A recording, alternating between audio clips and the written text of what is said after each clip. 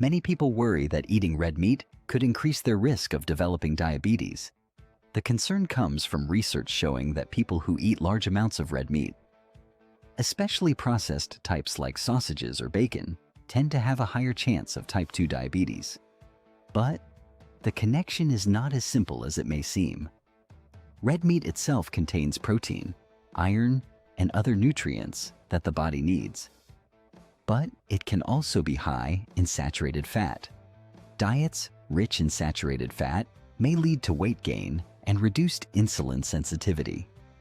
Over time, this can make it harder for the body to control blood sugar levels. Processed red meats are often considered more harmful. They usually contain added salt, preservatives, and chemicals. Studies suggest that people who eat processed meat regularly may have a 20 to 50% higher risk of developing type 2 diabetes compared to those who eat very little. But lifestyle plays a big role. People who eat a lot of red meat may also have other habits that increase risk, such as low physical activity, smoking, or eating fewer fruits and vegetables. This makes it harder to say that red meat alone is the cause. Moderation is key. Eating small amounts of lean red meat as part of a balanced diet is unlikely to cause diabetes on its own. Choosing healthier cooking methods, like grilling or baking instead of frying, can also make a difference. Replacing some red meat with healthier protein sources may help reduce risk. Options like fish, beans, nuts, and poultry are often linked to better blood sugar control and overall health.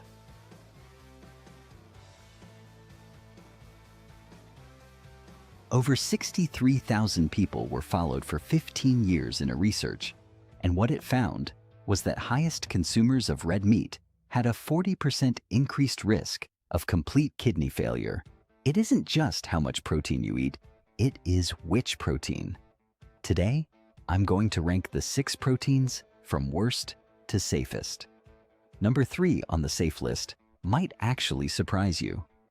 If you've been told to just eat less protein, but nobody explained which proteins matter, I get it. Welcome back to the channel, everyone. This video is based on a video by Dr. Sean Hashmi, a board-certified nephrologist and obesity medicine specialist. I share evidence-based health tips with you each and every week. Now, let me be direct with you. As a nephrologist, I recommend a predominantly whole food plant-based diet. Plants are the gold standard for kidney protection, period. But I also live in the real world, and I know that many of you are not going fully plant-based tomorrow. The danger in this story is not protein itself. It's what I call the meat triple threat. 3 things that come with certain proteins that silently destroys your kidneys: the acid load, the invisible phosphorus, and number 3, the gut toxins. I'm going to rank 6 proteins for you from worst to safest. But which tier you fall into depends on understanding why these proteins behave differently inside your body. Now, most people hear kidney disease and think cut protein. That's an outdated oversimplification. There's a major study in the Journal of the American Society of Nephrology, and it found that total protein intake was not the main driver of kidney failure risk. It was specifically red meat, and here's the main finding. Replacing just 1 serving of red meat with another protein source reduced the risk of kidney failure by up to 62%. Let me say that one more time. 1 swap, 62% reduction. Poultry, fish, eggs, and dairy, none of them has a significant association with risk. Soy and legumes, like beans, lentils, and peas, appear to be protective. The conversation is not about whether I should eat more protein. It is about which protein is safe for my kidneys. There are 3 reasons. Certain meats destroy kidneys, while others do not.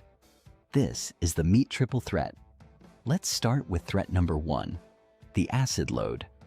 Remember, every food you eat produces either acid or base when your body breaks it down.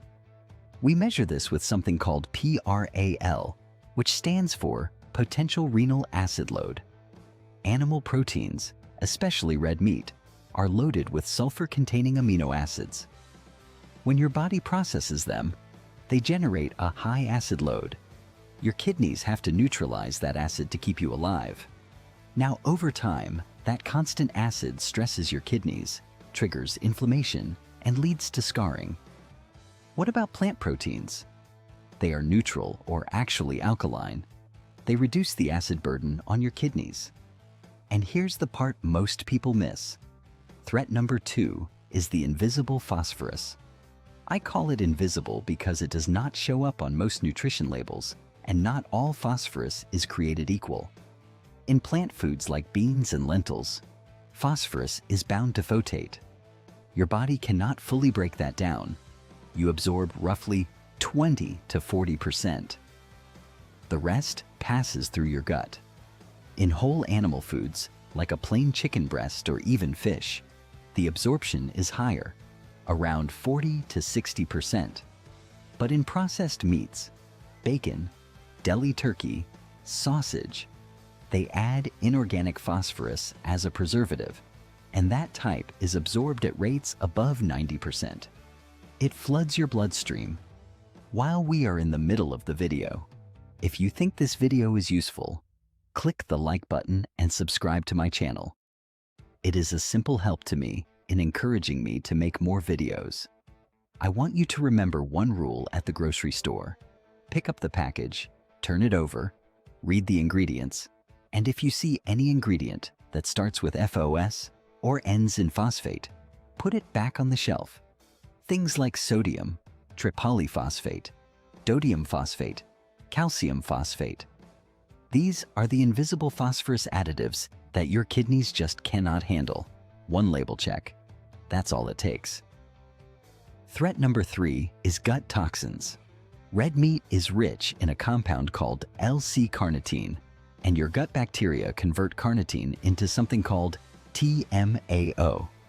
Research from the Cleveland Clinic showed that a red meat-rich diet significantly increases TMAO levels and reduces the kidney's ability to clear it. High TMAO is linked to heart disease, kidney damage, and a higher risk of all-cause death. And here's what makes it so remarkable. Vegans and vegetarians could barely produce TMAO from the same compounds. In other words, the more you shift toward plants, the less your gut produces these toxins. All right?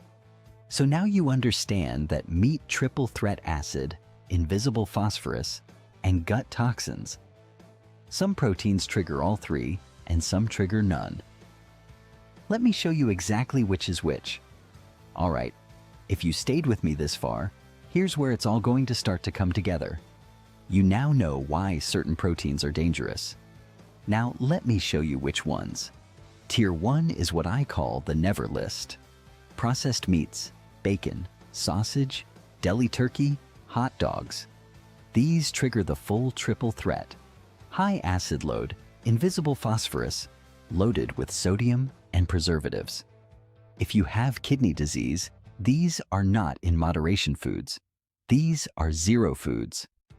Tier number 2 is what I call the limit foods. Red meat, beef, pork, lamb. No added phosphorus preservatives, but the highest acid load of any protein source. Rich in carnitine, which drives TMAO production, and the strongest dose-dependent association with kidney failure in research. If you eat red meat, use the side dish strategy.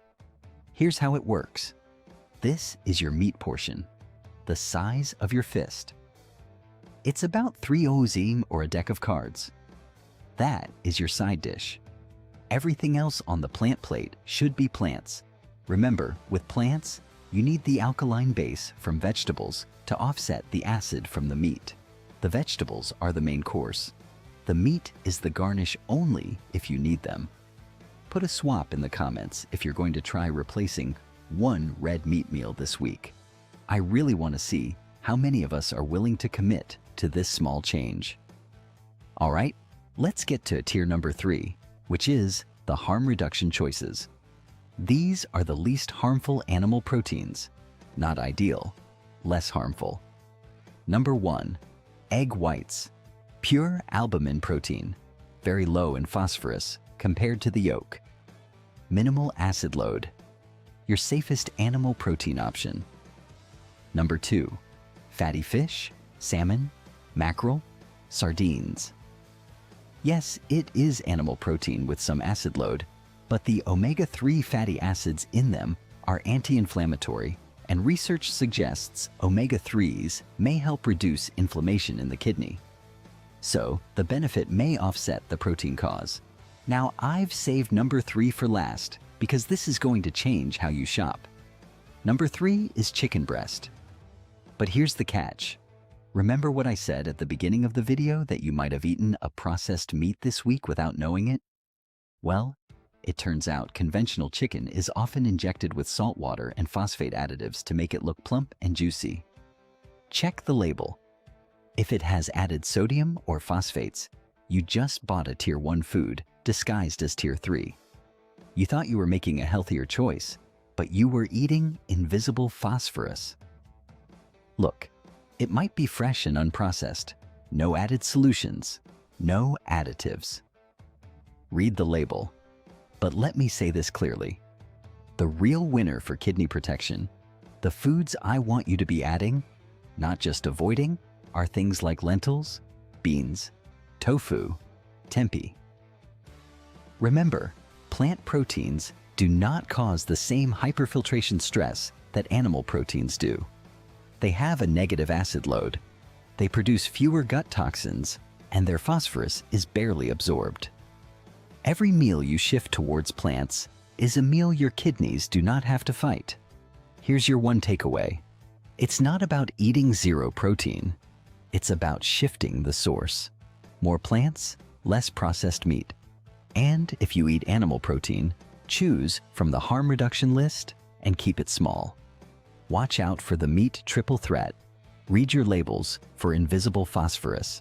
And remember to use the side dish strategy to protect your overall health. I want to make sure you talk to your kidney doctor or dietitian about what is right for your stage. If you think this video is useful, click the like button and subscribe to my channel. It is a simple help to me, encouraged to make more videos.